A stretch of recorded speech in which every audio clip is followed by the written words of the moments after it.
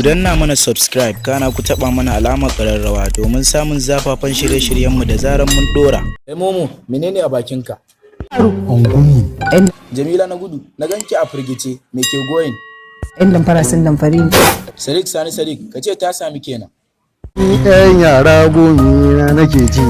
To wannan kayan da nake gani a leda, nawa ne?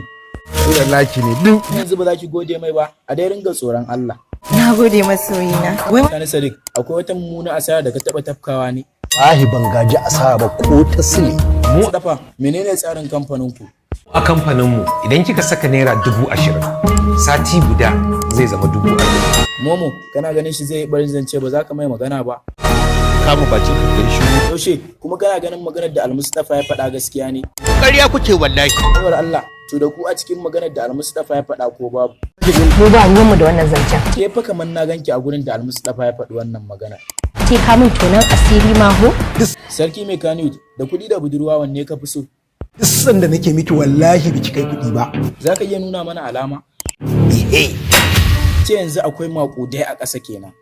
Ai wuce nan wallahi. Na gudu, da wani irin suna kike amfani domin ki yaudari mazaje? Su Habiba mai gol? Na ji na farko, sai wanne ne? Khadija dan Asabe, Nadiya mai dala. Allah, na ganka a firgice, to me ke faruwa ne? Mun gudu. Wallahi bashin banki na ciwo zan ƙara aure. Sarki mai Kanut, to matarka fa tana can a tsare. Kai wallahi sai dai ku mata da abin da ku mata dan ban zuwa. Baiwar Allah, to yanzu nawa kika zo da kuɗin filin? To yanzu ma na zo da 350. Momo, za ka iya rage mata ko ta 50,000 ce haka? Allah ba zan rage a cikin kuɗin nan ba. Ina fatan dai komai lafiya. Maganin nan a gabar mutuwa. Ganin nan. Allah, kin gane wannan wace ce?